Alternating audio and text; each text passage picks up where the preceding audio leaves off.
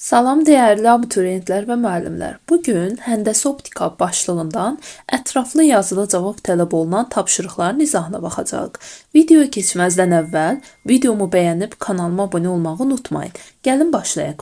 Bir nömrəli sualda bizə deyir ki, proyeksiya aparatının obyektivinin optik qüvvəsi 5.2 dioptriya olarsa, ondan 20 sm məsafədə olan diapozitivin ekranda neçə dəfə böyüdülmüş xəyal alınır.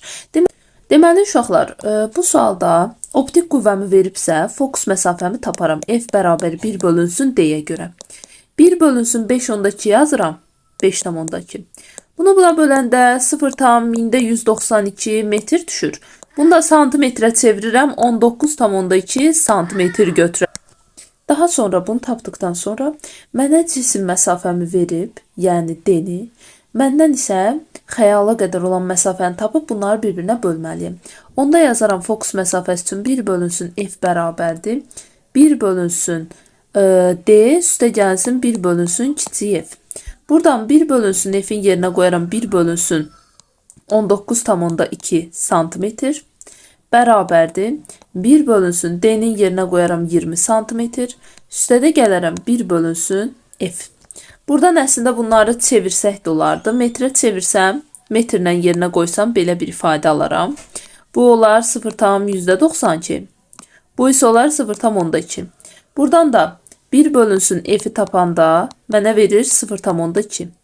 F'i də buradan alanda deməli burada uşaqlar 1'i 192'ye böləndə mən birbaşa yazdım da təqribi 5,2 edir. Bu bir də 5 edir.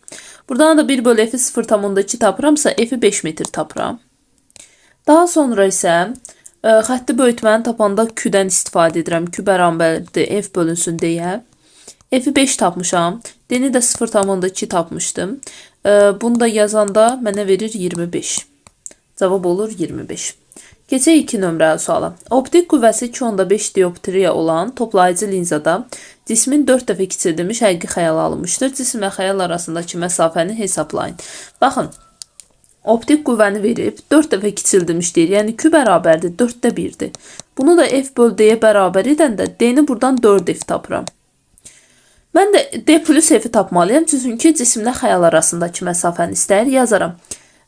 D bərabərdir 1 böl F'dir. Onda F'i tapanda 1 böl D yazmalıyım. Yəni 1 bölünsün 2.5 dioptriya. Yəni 10 bölünsün 25. Bunu da çevirəndə 5'e ixtisar apararam 2 bölünsün 5. Yəni 0,4 metr düşür. Mən də bunu 40 santimetr götürərəm. Bunu götürdükdən sonra yazaram 1 bölünsün F bərabərdir. 1 bölünsün D üstə gəlsin 1 bölünsün F.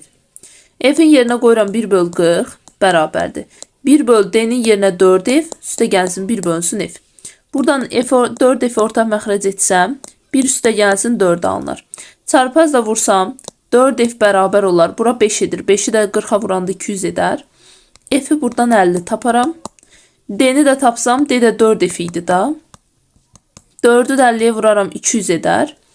Cisimlə xəyal arasındakı məsafə də D plus F'dir. Yəni 200 ilə də 50'ni toplayaram 250 santimetr edər. Cavabı da deyir metrlə göstər 100'ə bölərəm. Cavabı da götürərəm 2.5 metr. Bu şəkildə. Keçək növbəti suala. 3. Toplayıcı linzadan 2F məsafədə olan cismi. Deməli cisim məsafəm D-ni mənə 2F veribdir. Bunu yazım. D bərabərdir 2F. Sonra cismi linzadan 3F məsafəyə gətirdikdə bu D1'dir. İkinci halda 3F məsafəyə gətirdikdə mənə deyir ki, linzadan xəyala qədər olan məsafə və linzanın xətti böyütməsi necə dəyişər? Mən bilirəm ki, əgər cismi linzadan uzaqlaşdırıramsa, onda xəyal da linzadan uzaqlaşır. Yəni linzadan xəyala qədər olan məsafə daha doğrusu yaxınlaşır. Yəni cismi toplayıcı linzadan uzaqlaşdırdıqca xəyal linzaya yaxınlaşır. Yaxınlaşdırdıqca isə uzaqlaşır. Ona görə əgər mən bunu uzaqlaşdırmışamsa, deməli F xəyal məsafəm yaxınlaşır linzaya. Yəni linza və xəyal arasındakı məsafə azalır. Amma xətti böyütməmi yazsam Q bərabər F böl D. Xətti böyütməmə görə baxanda isə görürəm ki, linzanın xətti böyütməsi məsafə ilə tərs asıdır. Yəni məsafəni artırıramsa xətti böyütmə azalır və yaxud da F-ə görə baxsam F azalırsa xətti böyütmə də azalmalıdır. Deməli xətti böyütmə azalır. 4. Düşən gözə paralel işıq şüaları tor təbəqəsindən öndə kəsişir. Bu gözün hansı görmə qüsuru var və bu qüsuru aradan qaldırmaq üçün hansı linzalı eynəkdən istifadə etmək lazımdır? Uşaqlar, bunun əgər, baxın, bu hissədə yox, bundan qabaqda kəsişirsə, tor təbəqəsindən öndə kəsişəndə yaxından görmə qüsuru olur. Yaxından görmə. Yaxından görmə qüsuru olan gözlər üçün isə səpici linzalı eynəkdən istifadə olunur. Səpici linzalı eynəklərdə, baxın, çökük linzadır. Bu şəkildə. Götürürəm bunu. Burada ümumiyyətlə nəyə fikir verirsiniz? Bir var, tor təbəqədən arxada kəsişsin, bir var öndə kəsişsin. Arxada kəsişəndə, baxın, bu hissə də kəsişir. Burada artıq uzaqdan görmə qüsuru olur. Qabaqda kəsişəndə isə yaxından görmə qüsuru olur. 5 nömrəli sual. Toplayıcı linzada, nazik toplayıcı linzada xəyalların qurulması üçün hansı 3 şüadan istifadə etmək əlverişlidir? Birincisi, uşaqlar, paralel gələn şüa sındıqdan sonra F-dən keçməlidir. Birinci şüamız budur. İkinci şüa mərkəzdən sınmadan keçir. Üçüncü şüada baş fokus nöqtəsindən keçərək gəlir və sındıqdan sonra paralel getməlidir. Yəni, xəyalı qurmaq üçün biz bu 3 şüadan istifadə etməliyik. İndi gəlirəm növbəti suala. 6. Müvafiq şüalardan istifadə etməklə çökük sferik K güzgüsündə verilmiş cismin xəyalını qurun. Baxın, qururam. Birinci şüamız nə idi? Paralel göndərirəm, sındıqdan sonra baş fokus nöqtəsindən keçirdim. Birini isə linzanın təpə nöqtəsinə bucaq altında göndərirəm. Əgər bucaq altında düşübsə, həmin bucaq altında da, baxın, bu şəkildə qayıtmalıdır. Gəlib indi bunlar da harada kəsişir? Təxmin deyim, burada. Deməli, xəyal tam bu nöqtədə alınır. Elə o nöqtəsində. Cismin özü boyda, tərsinə və həqiqi. Daha sonra gələk 7 nömrəli sual. 7 nömrəli sualda isə bizə deyir ki, cismi toplayıcı linzadan 20 cm məsafədə yerləşdirdikdə. Bu, o deməkdir ki, bu cisim məsafəsidir 20 cm. Onun 3 dəfə böyüdülmüş həqiqi xəyal alınır. Xətti böyütməni 3 verib. Fokus məsafəsi böyük F istəyir. Bunun üçün birinci kiçik F-i tapaq. Q bərabərdir F böl D-dən. Kiçik F-i tapanda Q-nü D-yə vurmalıyam 60 edir. Bunu tapandan sonra həqiqi xəyaldır. Toplayıcı linzadırsa 1 bölünsün F bərabərdir. 1 bölünsün kiçik F üstə gəlsin 1 bölünsün D yazmalıyam. O da bərabərdir. 1 bölünsün kiçik F-mi 60'dır. 1 bölünsün D də 20'dir. Onda buradan 1 bölünsün F bərabərdir. Ortaq məxrəc ilə 60 götürərəm. 60'a bölsəm 1, 20'yə bölsəm 3. Buradan da F-i tapanda 60'ı bölməliyəm 4'ə. 60'ı da 4'ə böləndə mənə verər 15. Yəni cavab olur 15 cm və yaxud da 0,15 metr. Sonra 8 nömrəli sual. Bizə deyir ki, cismi toplayıcı linzadan 0,5 metr məsafədə yerləşdirdikdə. Yəni cisim məsafəmi mənə 0,5 metr verib. Yəni 50 cm. Daha sonra 2 dəfə böyüdülmüş xəyala alınır. Q2'dir. Linzanın optik qüvvəsini tapın. Bunun üçün birinci yenə F-i taparam. Q bərabərdir F böl D-yə görə. F-i tapanda Q-nü D-yə vurmalıyam 100 edir. Daha sonra da optik qüvvəni istəyirsə D bərabərdir 1 bölünsün F, üstə gəlsin 1 bölünsün D yazaram. O da bərabərdir 1 bölünsün F 100'dür. Üstə gəlsin 1 bölünsün D də 50'dir. Onda buradan D-ni tapanda D bərabər olur. Deməli, məxrəci 100 götürsəm 1 üstə gəlinsin 2. Bu 0,3 santimetr edir. Metrə də çevirəndə 3 metr edir. Yəni 3 dioptriya deyək də. 3 metr üstü -1 və yaxud da 3 diptri. Yəni dioptriya alınır. Keçək növbəti suala. 9. Cismin optik qüvvəsi -5 dioptriya olan səpici linzada hansı məsafədə yerləşdirmək lazımdır ki, onun 2 dəfə kiçildilmiş xəyal alınsın? Q bərabərdir, onda 2də 1'dir. 2də 1'i F böl D-yə bərabər etsəm, D-ni buradan tapıram ki, 2F-ə bərabərdir. D-ni buradan 2 kiçik F tapdıqdan sonra gəlirəm indi D-yə. D bərabərdir 1 bölünsün F idi da. Buradan F-i tapanda mənfi ilə alıram. Mənfi 1 bölünsün 5. Yəni 0,2 o da mənfi 20 cm. Gətirək indi yazaq. 1 bölünsün F bərabərdir. Mənfi 1 bölünsün F bərabərdir. 1 bölünsün D çıxılsın 1 bölünsün F. Burada hamısını yerinə qoysam. Mənfi 1 bölünsün 20 bərabərdir. 1 bölünsün D-nin yerinə 2F çıxıram 1 bölünsün F-i. Bunu da orta məxrəc 2F götürsəm sürətdə qalır bir dənə 1.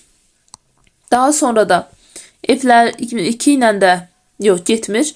2F bərabər olar 20'yə. Onda F'i də buradan 10 taparam. F10 tapdım. Sonra da məndən deyir ki, cismi linzadan hansı məsafədə yerləşdirmək lazımdır. Yəni kiçik den istəyir. D də bərabərdir 2F olduğundan 2-ni də vuraram ona 20 edər. 20 santimetr və yaxud da 0,2 metr edər uşaqlar. Cavab olur 0,2 metr. 10. Normal göz sonsuzluqdan gələn şüaları 2,5 santimetr məsafədəki tor təbəqəsində fokuslayır. Deməli uşaqlar, burada normal göz 2,5 santimetr məsafədə fokuslayırsa, bu mənim fokus məsafəmdir. F1 üçün yazaram 2,5 santimetr. Daha sonra cisim məsafəmi də verib mənə 60 santimetr. Yəni bunu da götürərəm D. Bunu da götürərik 60 santimetr. Daha sonra belə deyək də, tor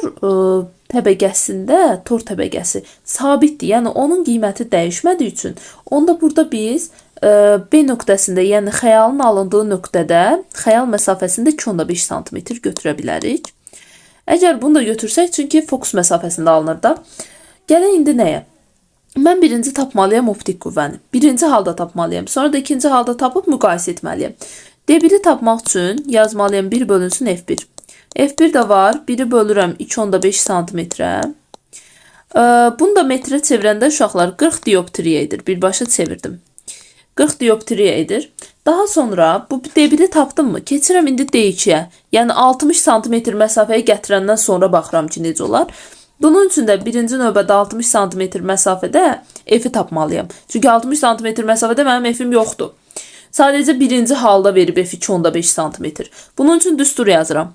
1 bölünsün F2 bərabərdir. Toplayıcıdır da 1 bölünsün D1, üstə gəlsin D daha doğrusu 1 bölünsün F. Buradan da hamısını yerinə qoysam, deməli 1 bölünsün F2 bərabərdir 1 bölünsün D 60 santimetrdir. Üstə gəlinsin F də 1 bölünsün 2,5'dir. Onda bunları orta məxrəc etsəm 1 bölünsün F2-yə belə bir ifadə alıram ki, bunu çəksəm bura bir 0 gələr 10 olar. Orta məxrəc olaraq neçə götürə bilərik biz buna? Deməli 120 yox, 300 götürərəm. 300'ü 60'a bölüb 6 yazaram, üstə gələrəm. 25'e də bölüb 12 yazaram. Onda 12 bir də 10'a vuraram 120. Bu da mənə verər 160 bölünsün 300. Sıfırlarımın da biri gedər. Bunu da 2'yə ixtisar aparsam 15'də 8 alaram. Deməli D2'ni tapdım. D2 də bərabər 1 bölü F2 deyildi. Onu da tapdım ki, elə neçəymiş? 15'də 8 imiş. Bunu da tapdıqdan sonra keçirəm indi optik qüvvənin dəyişməsinə. Optik qüvvənin dəyişməsini tapmaq üçün də delta D bərabərdir. D2-dən D1-i çıxmalıyam. D2'm 15'də 8'dir. Bundan çıxmalıyam. D1 nə qədər idi? Bayaq aldım. 40 dioptriyanı. Burada orta məxrəc 15 götürərəm. 15'i 15'e bölsəm 8 çıxılsın.